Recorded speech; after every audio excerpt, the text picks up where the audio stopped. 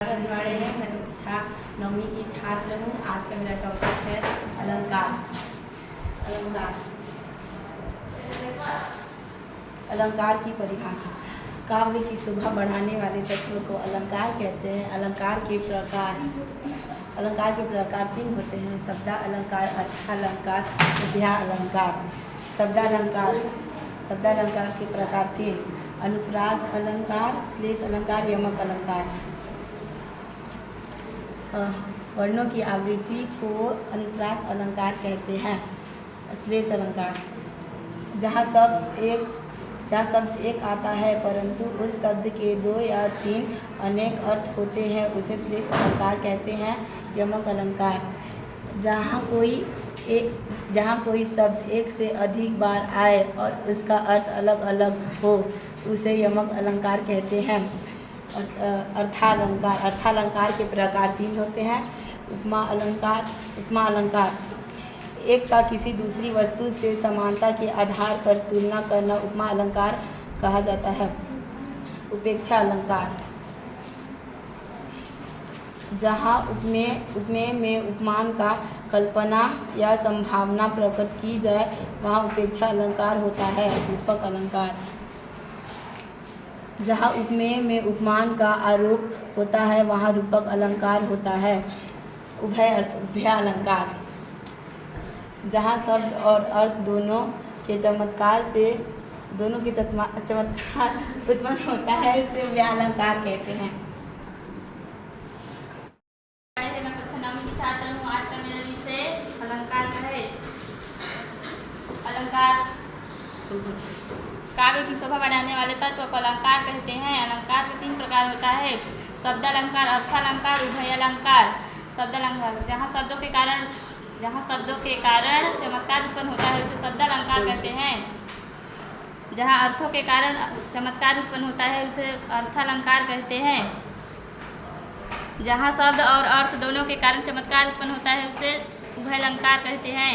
उपमा अलंकार, एक वस्तु का किसी दूसरे वस्तु के समानता के आधार पर तुलना करना उपमा अलंकार कहलाता है। उपमा अलंकार के 2 प्रकार होते हैं: गुप्तोपमा अलंकार, पूर्णोपमा अलंकार।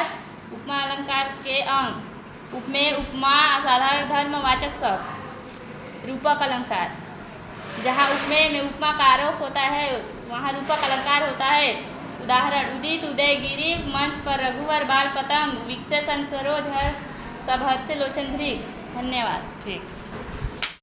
छात्र हूँ। मेरा आज का टॉपिक रस है। रस का परिभाषा: कविता, कहानी, उपन्यास, नाटक आदि को पढ़ने, सुनने या देखने से जो आनंद की अनुभूति होती है, उसे रस कहते हैं।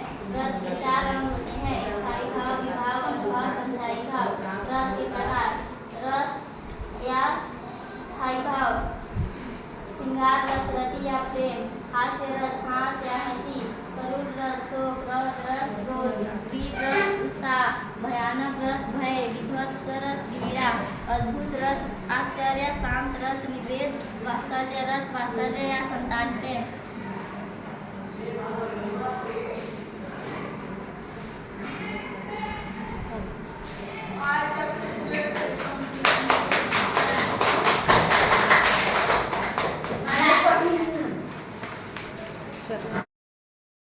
मैं 9वीं की छात्र हूँ। मेरा आज का टॉपिक कारक है। कर्ता ने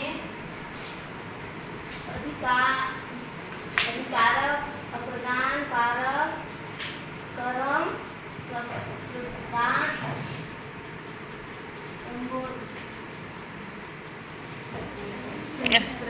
संप्रदान, संबोधन, संबंध कारक। विलोप शब्द: लाभ, हानि, रात, दिन, रात, ऊपर, नीचे,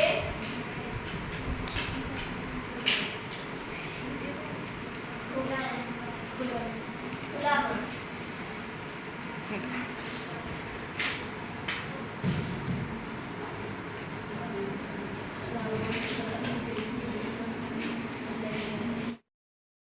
मेरा नाम उर्मिला रजाई है। मैं